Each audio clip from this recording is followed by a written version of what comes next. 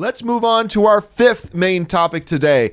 Chris, what is our fifth non-clue related topic today? Thank goodness. This is from Harrison. Hey, John and friends. I was wondering if you saw John Krasinski posting that film wrapped for A Quiet Place 2, and we have an official release date of March 20th. What do you think about this release date, and are you excited to see A Quiet Place 2? Well, let's say this. Quiet Place should have been nominated for Best Picture, flat out. 100%. To me, it was the best film of the year. I am still in awe of that. I went home for Christmas this past December, and we watched it as a family again and again. I was just in awe. What they were able to do with much of the film having no dialogue, the way they were able to incorporate affection and warmth and terror and fear and tension and all of that kind of stuff, all without words. The use of imagery and atmosphere and everything in a world that I instantly bought into. I didn't need to even know where the monsters came from. I didn't care. Like the movie was so good and enthralling that I didn't care. And I'm glad we didn't know, because that put us in the same shoes as the people living in the world. We had no idea where they come from. They just showed up and all of a sudden we're all dying. I loved this movie. And I'll say this before, this is a little bit of a spoiler for the movie, but if you haven't seen it by now, you're not interested in it, clearly. But one of the most horrifying, you ever get your muscles tense up so much you feel like your back's going to break? Muscle tensioning, most horrific, terrifying, eke out, have to turn away from the screen moments in movie history to me. Wasn't a giant shark ripping somebody apart. Wasn't some alien eating somebody from the inside out. It was a woman walking down a simple set of basement stairs with a rusty nail sticking out of it, and you knew she was about to step on it. The way they composed that scene and that shot of her coming down the stairs, I thought I was going to vomit. Mm-hmm. I thought my stomach was in such knots. I thought it was going to, this was a brilliant movie. Now, by the end of it, you're like, okay, I could see them never doing a sequel to this, but they totally could at the same time. John Krasinski wasn't even planning on doing a sequel for it. But ultimately, with the amount of money it made, compared to the fact that I think they made it for the spare change he had in his pocket at the time, and the amount of money it made and how critically acclaimed it was and all this kind of stuff, could have won all the awards in my opinion.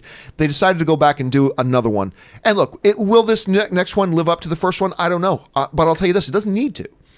This next one doesn't need to live up to the first one. If it gets to within 80% of the first one, I'm still going to love it. I love that they're doing this thing again. And by the way, the way John Krasinski made the announcement, guys, he got on his social media and put up a picture of him and his wife walking down that iconic bridge from the first movie and saying, that's a wrap on A Quiet Place 2. It's done shooting, comes out in March. I'm super psyched for it. Aaron, what do you think about this news? What do you think about them? First of all, it still felt weird to me.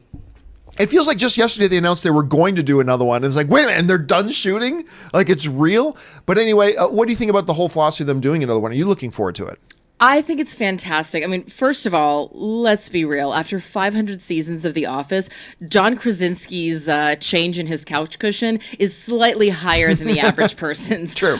So let's just establish that. I love the fact that this is a guy who is constantly changing the way that Hollywood views him. He comes in and he's just the lovable, dorky guy that works in the office with the perfect little, one-liners to the camera and has the brilliant side eye. And then all of a sudden, he's an action hero out of nowhere. Like, I definitely did not see that happening. And the next thing we know, he's a screenwriter and his wife is starring in his movie and it's a brilliant movie.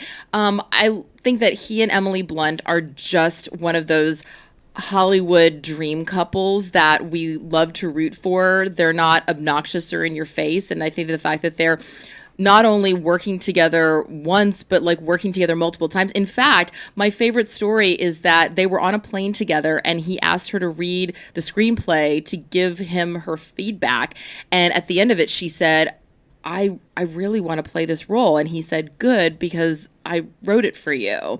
And she was the ideal to play the role, and then she read it and wanted to. I love everything about it, and I want nothing but success and happiness for both of them. They seem like just those people that work really hard, keep their heads down, and I love the fact that he wasn't constantly like, here's us on set, and here's doing this, and here's doing that. They just were like, hey, we're doing a movie. Hey, we finished the movie. And then probably we'll hear, hey, the movie's coming out. So come watch it. So I like it. I'm a fan. Question is, guys, what do you think about this? It just feels, again, like yesterday that they announced that you've been doing this thing. It's now done. It's wrapped. It's in the can. What do you think about that? Jump down to the comments section below and let us know your thoughts. All right.